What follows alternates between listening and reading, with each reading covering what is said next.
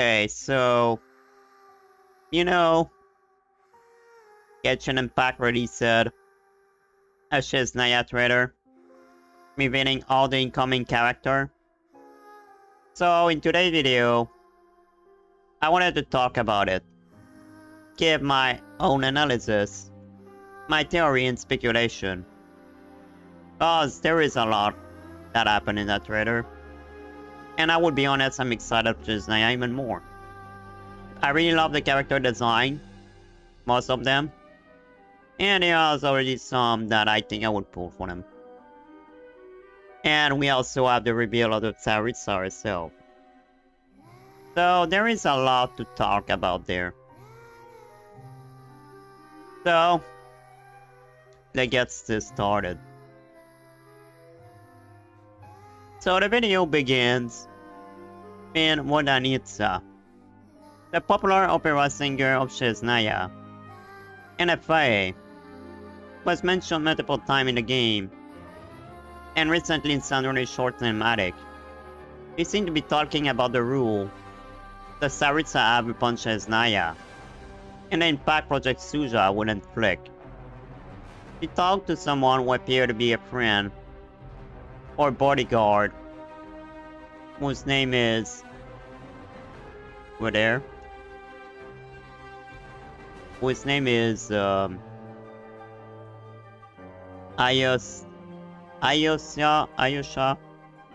I'm not really sure, but here it is. Then she let Lelek make a move.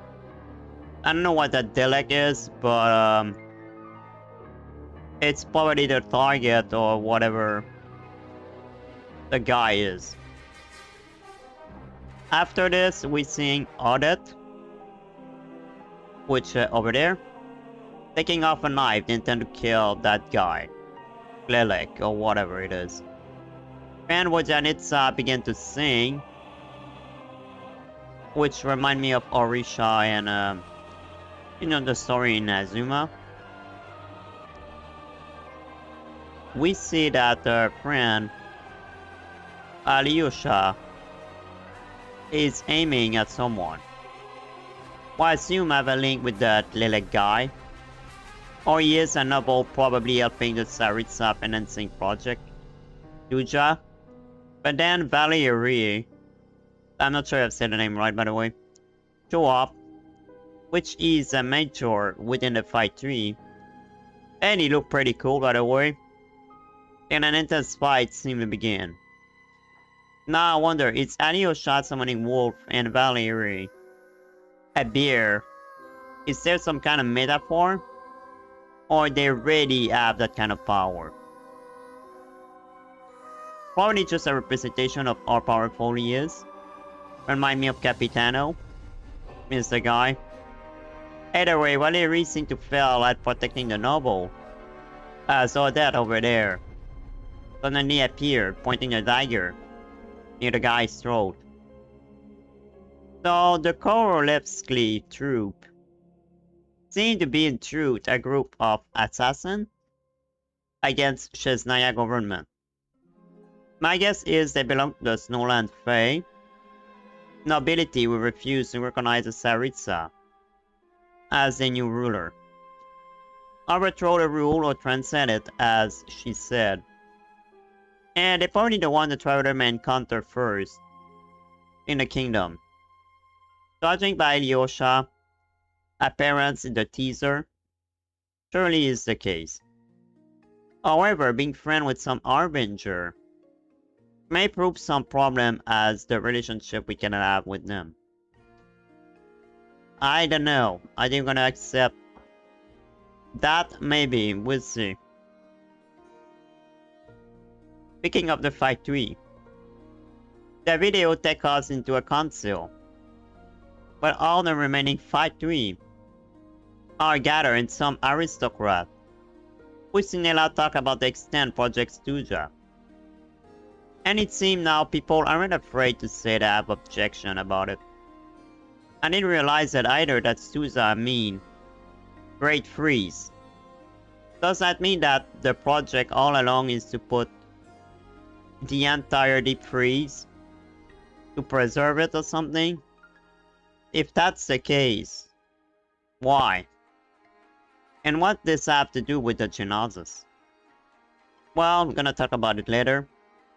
Anyway, conflict between the populace is soon to happen. Did you notice too that Piero was missing? Kind of sus in my opinion. We then switch scene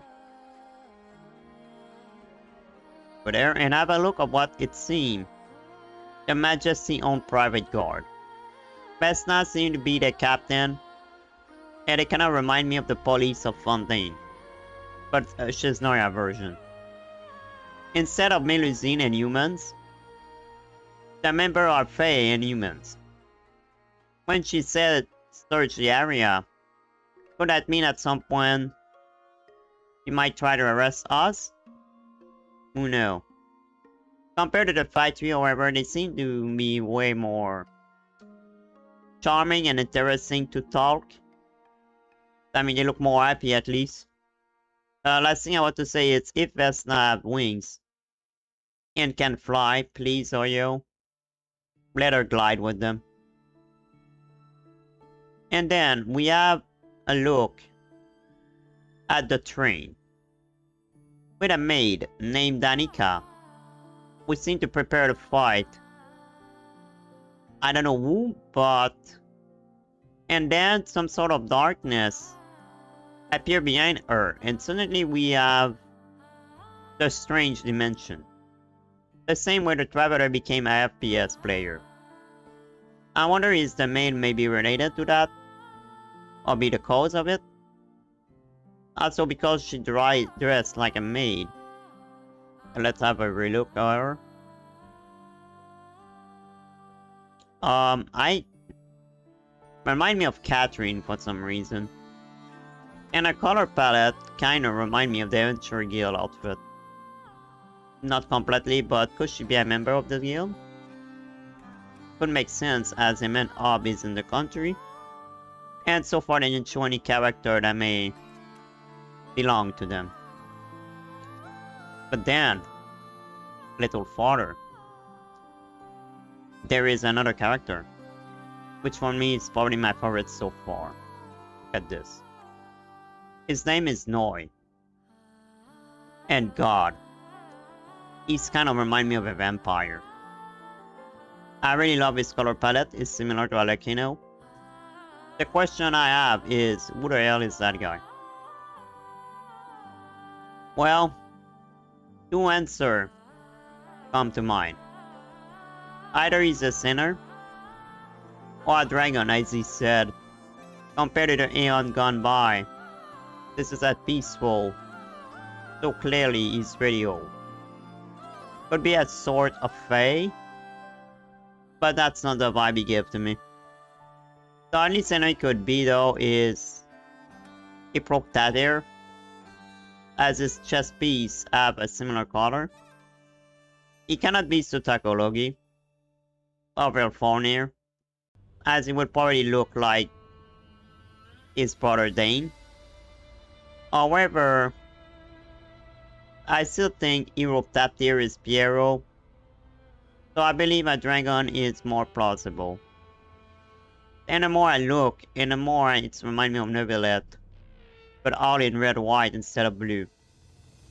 Seriously, I can't wait to know more about this guy. Finally, the last character showed before the Saritsa herself was Mitsia, who seemed to be some sort of scholar. Nothing else interesting about him, about the mention of the Kresnik torch.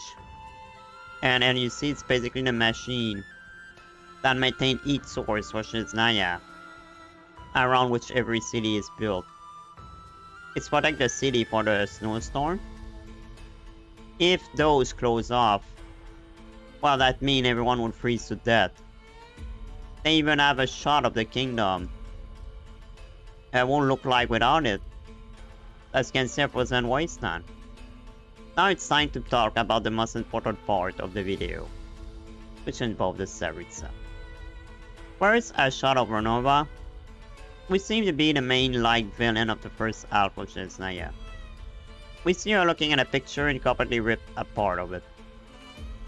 Now that's where it's interesting, because the picture represents the Tsaritsa and Anastasia, with a kid, and a missing part, probably a husband.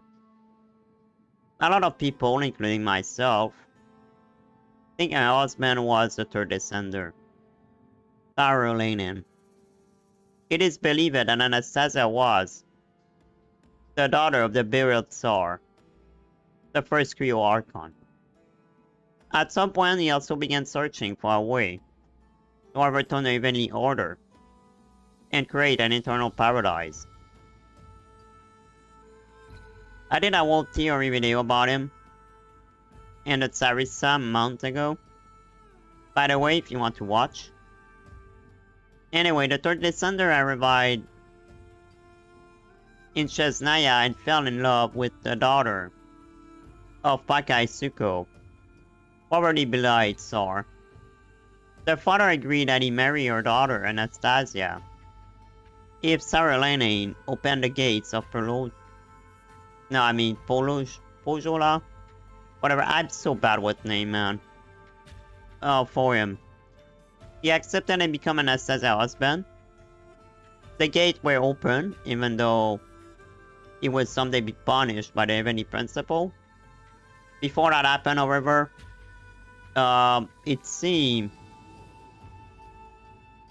he and the Tsaritsa had children.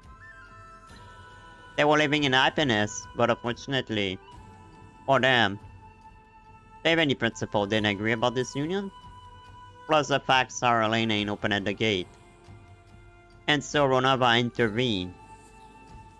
Sarah got erased and turned into the seven Genesis.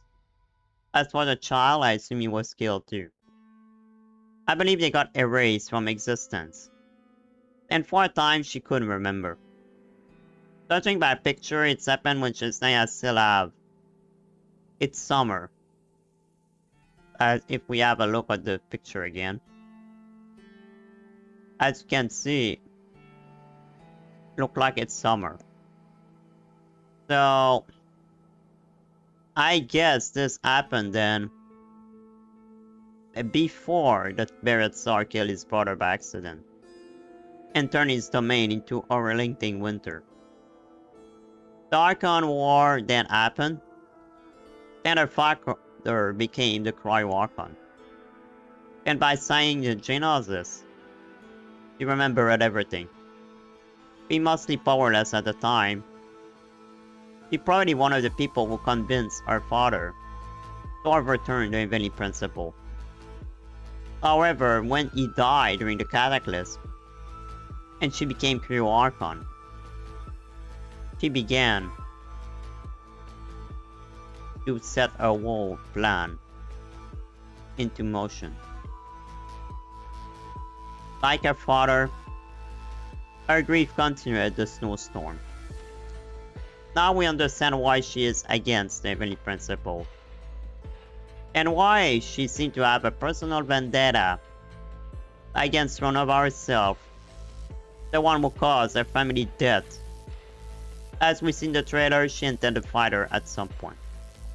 Then the last scene showed a chessboard with all the Genesis except the fire one, and the Tsaritsa play with none other than Ryan Darkner, who warned her of the danger and risk her plan may bring. And thus was the end of the trailer. But I wonder now if Ryan Darkner is there only for the warning, or she may make a deal with the Tsaritsa. Honestly, it's kind of her style, and I believe she may betray the heavenly principle. Let's not forget, It's because she fused with Naberius that she had to serve them. I mean, she was first a sinner. She's the one who brought the Abyss, by the way. She did experiment with that first. The Abyss punished the Kenriad. Still, she's now among them. She was one of the witch. She was basically everything, I would be honest. She did everything. She did everything. But her goal wasn't necessarily to have any principle. I mean, to have any principle destroy her own civilization. And the Any principle accepted her. Because they have no choice because she fused with Naberius. Then again, how the fuck Naberius or art was found?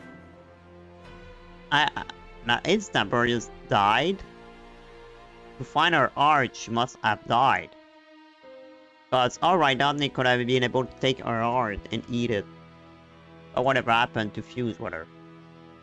I really hope they will add more about this story. And that in Shezhnaya, even if it's more Renova and Saritsa. I really hope we're gonna learn Brad Notner. Already she fused with Naberius. But anyway, I think she served her any principle because Naberius is fused with her and control her to some extent. But what if Rydotner managed to get rid of Naberius? I mean, why the fuck she would serve them any principle then? I don't think she care about them. Rydotner is the style of character that is more interested by the experiment and see gonna turn out. So I think she's interested by the Sarissa plan and want to see all progress it would be if she would succeed. I think she's really interested by that. Doesn't care who wins. I think she doesn't care. I don't even know if Renova know that Rydotner talked with the Sarissa.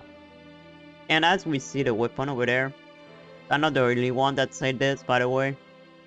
A lot of people think our weapon, no, over there, look like an Arborian's design. So some people think that maybe Rydotner may have helping or made a weapon kill Renova. So that could be interesting. And so yeah, I think that's enough yapping for today. I honestly said more than I expected. I didn't even respect like my script, to be honest. So I will end this video with this. I believe the Sarissa plan is, with Project Stuja, frees the people of Shezhnaya to preserve them and protect them from the snowstorm curse that began to be worse and worse. And also to protect them for a fight against the god Renova, so she won't get hurt. Then with the Genesis, she would try to bring back her husband, or use the remaining of his power to be powerful enough to defeat a Shade. Thus would begin a war, and that would start with Renova, which she would probably die, by the way. I do think that's the goal of the Sarissa, kill Renova first, because Renova is the main one who destroy her life. Then the Evenly Principle, which, by the way, Pierre will probably want to kill her too. And if, for example, Renova die, is the curse over the people of Canria will be lifted. And that's how the Electro will become human again. I wonder what happened if a Shade die. What would happen with death in general? Well, that's a question for another time. But why Piero didn't show up? You know, like the Doctor didn't show up in Not Quite trailer. I believe it's, you know, and the Doctor was a villain. I believe it's not the time to shine for him. And I believe eventually maybe trade Tsaritsa. I believe she's not really loyal to her. She's just using her for his own goal. Because they want both revenge over Nova, he manipulated her easily. But I think Pierrot has his own goal.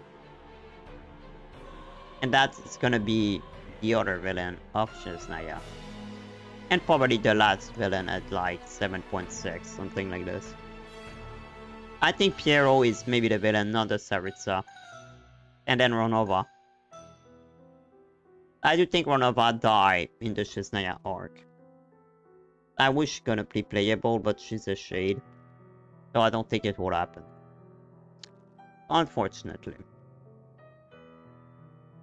But anyway, that's for now my theory I have. Speculation and my whole analysis of the video. So that's it for me. Thank you for watching. And see you next time. Dragons offline.